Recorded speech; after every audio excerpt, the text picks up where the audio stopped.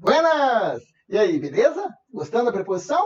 Então vamos continuar aqui. Curso básico, o L Inflexível é o nome da 5ª temporada. E agora vamos continuar aqui o nosso episódio 1, parte 2 do episódio 1. Continuar falando de preposição. Então a preposição, como você já vem vendo comigo, um elo, né? Conecta termos, às vezes orações, e como aquilo que é talvez muito importante dela, cria relações semânticas. Bacana. Como a gente já vem trabalhando outras classes aí, ó, eu vou começar, quer dizer, a gente já vem fazendo isso, inclusive, eu já venho confrontando algumas classes, né? Fizemos uma confrontação, por exemplo, ali entre o artigo indefinido uma e o numeral, lembra? E começam a surgir, então, palavras que são parecidas, às vezes iguais, mas de classes gramaticais diferentes. Dá uma olhadinha na sua questão número 6 agora. Olha só. Classes gramaticais diferentes. Então, diz assim, depois a mãe recolhe as velas, torna a guardá-las na bolsa. Daí a banca vem, pinça essa frase lá do texto, ao qual você teria tido acesso, e quer saber, os vocábulos em destaque são, respectivamente, nesta ordem, os vocábulos são esses, o a e o las, né? Então é o seguinte, no texto falava de uma mãe, um casal, que vai comemorar o aniversário da filha, e a mãe tira velinhas de uma bolsa e espeta no bolo, na fatia de bolo. Espeta as velinhas na fatia de bolo. O pai risca o fósforo, risca lá a vela, acende a vela, tal, aí comemoram, aí quando vão dar a fatia de bolo para a filha, vem essa parte. Depois, quer dizer, depois disso tudo que aconteceu, a mãe recolhe as velas. Que mãe? Aquela mãe dentro do contexto, já sabida. Você já sabia quem era a mãe que estava dentro do texto. Tá? Então esse A está fazendo o quê? Acompanhando o substantivo mãe e especificando uma mãe conhecida no contexto, aquela já citada. Quem é esse A? É o nosso bom e velho artigo. Isso, é o artigo definido. Né? Então, se eu for jogar com a questão, já pensando na questão, né? Eu desço aqui, ó, e elimino letra A, que não é pronome, e elimino letra E, que não é preposição. Beleza? Beleza. Artigo. Aí o segundo, depois a mãe recolhe as velas, ó, recolhe as velas. Aquelas velas, também esse as aqui é outro artigo, ó, que especifica que são aquelas velas já sabidas no contexto. Você já saberia isso, já teria lido isso no texto. A mãe recolhe as velas, torna a guardá-las. Quem que esse las está representando? Não são as velas? A mãe que torna a guardá-las. O sujeito dessa oração é a mãe, já citado lá atrás. Ela, a mãe, torna a guardar. Guardar o quê? Esse las está aqui para retomar as velas. Olha a minha legenda de cor azul aqui, ó. Esse las é o pronome oblíquo as, que está acrescido do L, porque o verbo termina em R. Daí, se o verbo termina em R, S ou Z, se o verbo termina em R, S ou Z, e nós vamos acrescer o pronome ou a, os as, nós somos obrigados a colocar o L e eliminar a última letra do verbo. Corta o R, S ou Z e acrescer L ao pronome. Esse las é o pronome oblíquo, que representa as velas já citado. Tá? Pela norma culta, não se emprega pronome no caso reto, elas, por exemplo, para ser complemento do verbo. Porque nessa oração, o sujeito é a mãe. Se eu quisesse escrever ela representando mãe aqui, ó, depois ela torna a guardá-las, o elas seria o sujeito da oração representando a mãe, já citado antes. Mas eu não posso empregar pronome no caso reto na função de complemento verbal, como é esse cara aqui, o las. Então, eu sou obrigado a empregar o pronome oblíquo, as. Esse as aí não tem nada a ver com o artigo. Esse as é o pronome oblíquo, que representa elas.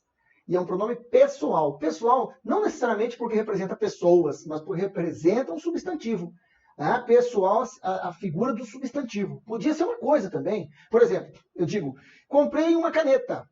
Ela está na bancada. Ela é amarela. Ela quem? A caneta. Vou usá-la para escrever um texto. Usar o quê? A caneta. Aquele lá representa a caneta. É pronome oblíquo, que representa um substantivo. E chama pronome pessoal do caso oblíquo. Pronome demonstrativo? Não.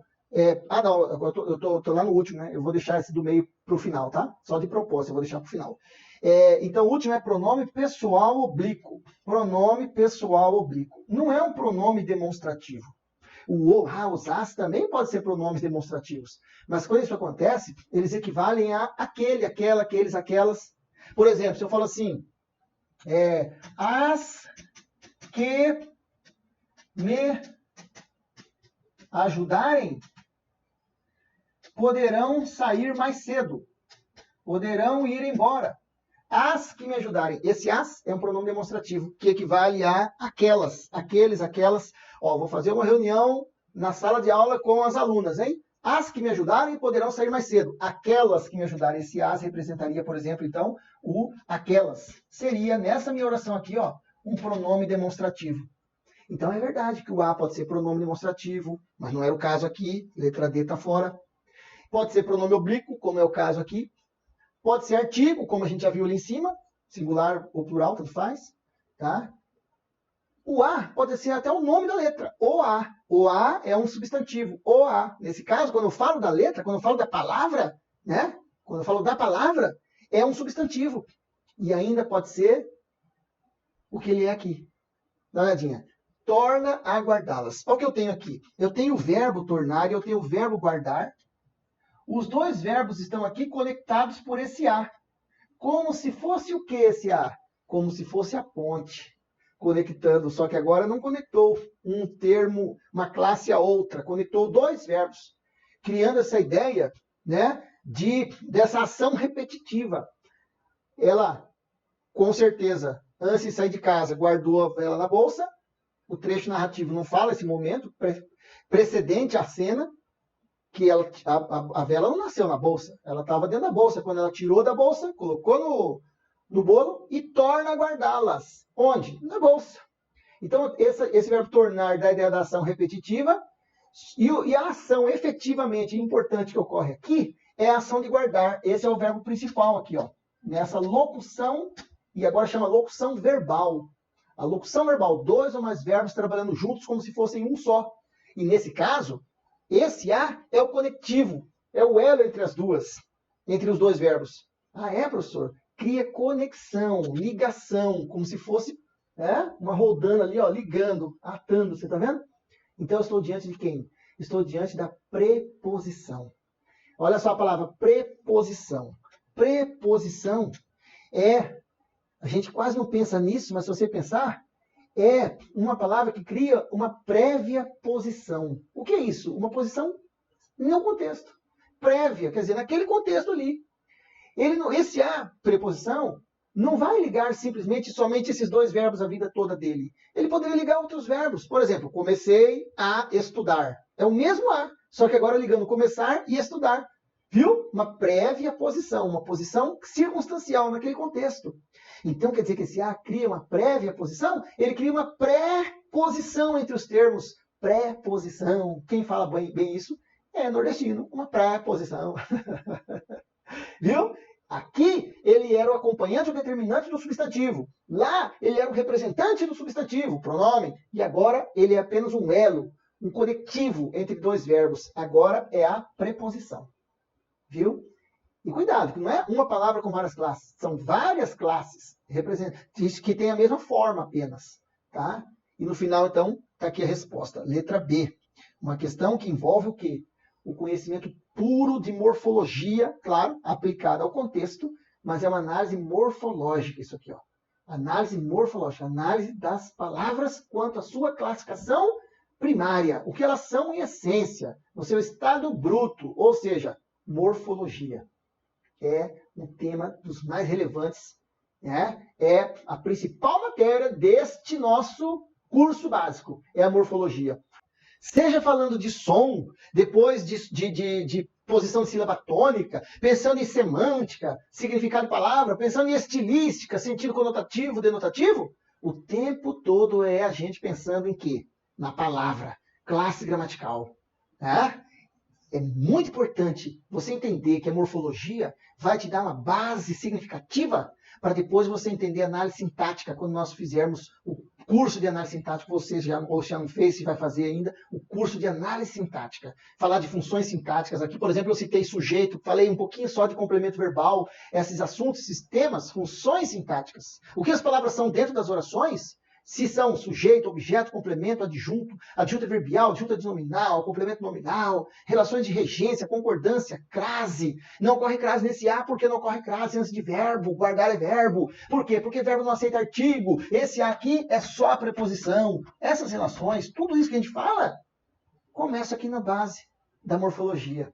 Então, quanto mais você estuda morfologia, em alto nível, como a gente vai estudando, em questões, cada questão falando de uma situação envolvendo classes gramaticais, mais você vai ficando especialista, né, de enxergar as estruturas como são na língua e depois, lá em análise sintática, você se dá bem também nas questões que envolvem esse tema. Beleza?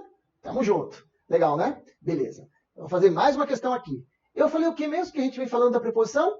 Cria relações de sentido. Vamos fazer muitas questões fazendo isso, indicando isso aqui. Relações de sentido. Olha só essa. Questão número 2. Marque a frase em que o termo destacado expressa a circunstância de causa. Então, a preposição aqui vai indicar causa no que ele quer. Tá? Olha só. Quase morri. Morreu? Causa de quê? De vergonha. Por causa da vergonha. Olha, lembra a locução prepositiva? Olha como que ajuda você a perceber muitas vezes o valor semântico da preposição. Esse de aqui, ó, ajuda a introduzir a ideia que trabalha para o verbo morrer, a circunstância de causa. Quem introduz essa ideia é o de, a preposição de. Então achei, de cara é a letra A. Morreu por causa de quê? Por causa da vergonha. Claro que isso aqui não tem sentido real, hipérbole, né? O exagero da ideia. Mas quer dizer que eu fiquei muito envergonhado, né? Demais, em excesso, quase morri. Morreu por quê? De vergonha. No Brasil, morre-se de dengue, a causa. Morreu de AIDS, a causa. Morreu de câncer, a causa. O de introduz essa ideia. Ninguém pensa na preposição, mas é ela que está introduzindo a ideia. A ideia efetiva da causa se materializa aqui, ó, no substantivo, vergonha. Né? Se concretiza.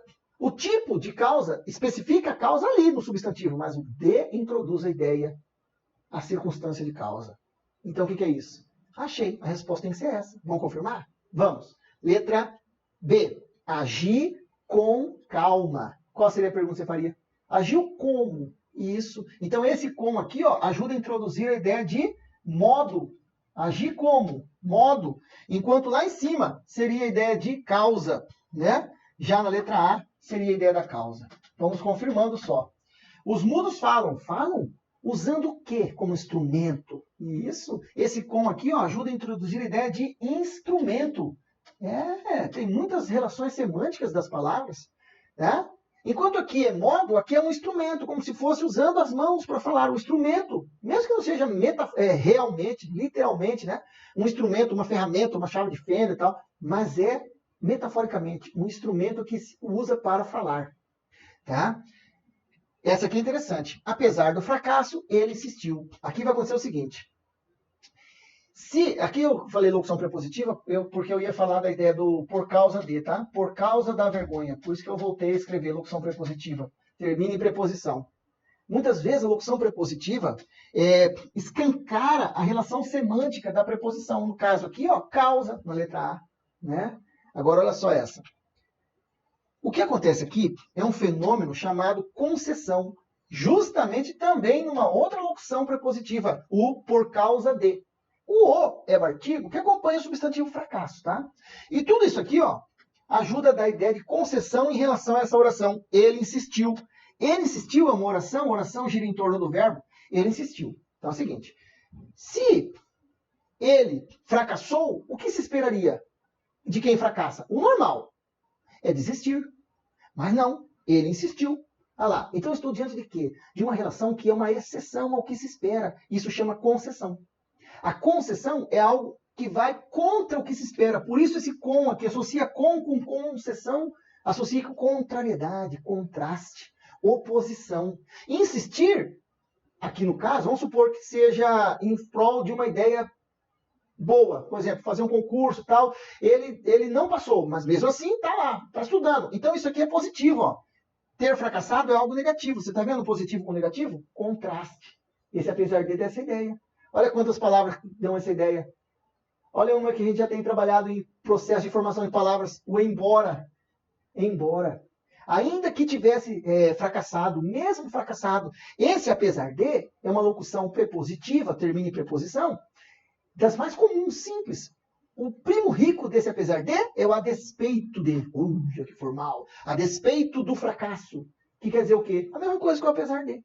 E nós veremos bastante mais, nós veremos concessão em mais profundidade nessa temporada, bem ali, em conjunções. quando nós chegarmos à conjunção, nós vamos trabalhar bastante a concessão, tá? Pode esperar. E ali, e lá, vai ser muitas vezes formado por conjunções. Aqui é por preposição, locução prepositiva. No final, tudo é a mesma coisa em relação à ideia que transmite, a ideia do contraste, oposição. Né? Eu digo, apesar de estar triste, ria com a piada do amigo. Apesar de estar triste, ria com a piada. Ó, contraste. Né? Se começa com positivo, termina com negativo. Se começa com negativo, termina com positivo. Apesar de não ter estudado nada, passou no concurso. Aí, ó, exceção. É fora do que se espera, você tá vendo? Essa ideia que o apesar de dá pra gente.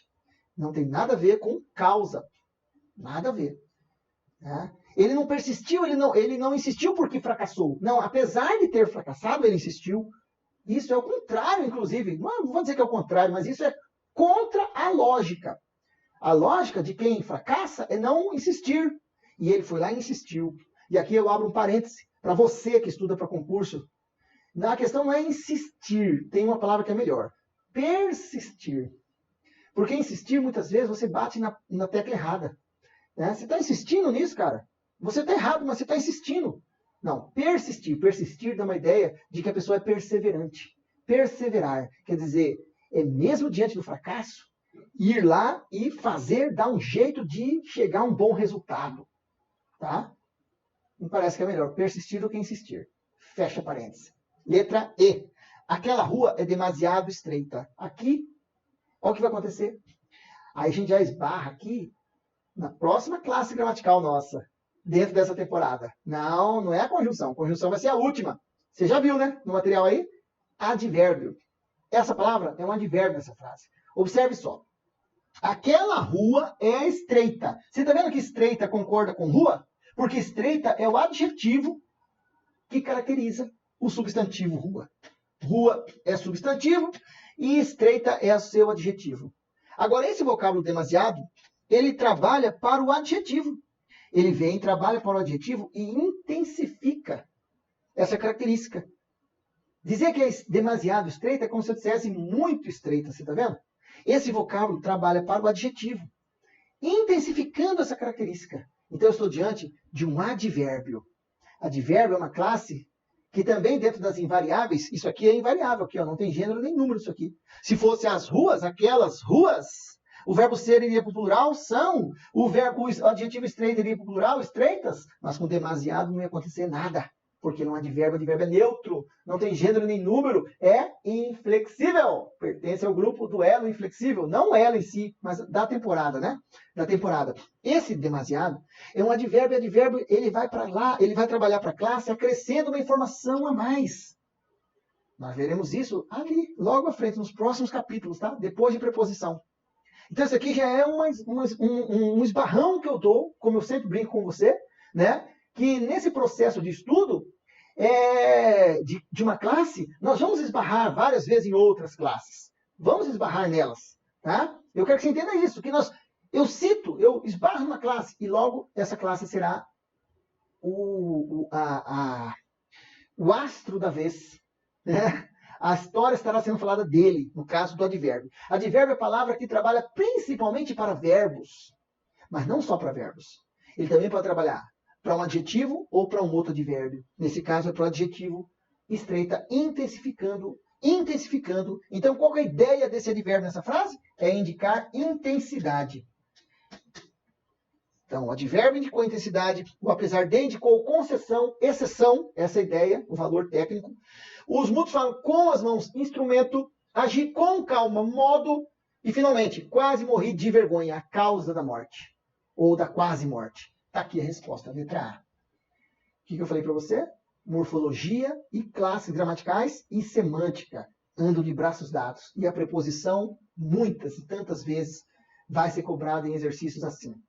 Agora, nos próximos episódios nós vamos trabalhar bastante questões que envolvem isso da preposição, tá? O valor semântico. Já tínhamos trabalhado um pouquinho na primeira parte do episódio 1 e agora vamos trabalhar mais. A minha insistência em trabalhar com você o valor semântico da preposição, porque isso é muito cobrado em concurso. Você precisa muito disso para redigir e elas estão lá ajudando a sustentar o texto, conectando termos, criando relações de sentido. Beleza? Gostou? Então se prepare para o episódio 2. Vamos para lá? Então vamos embora.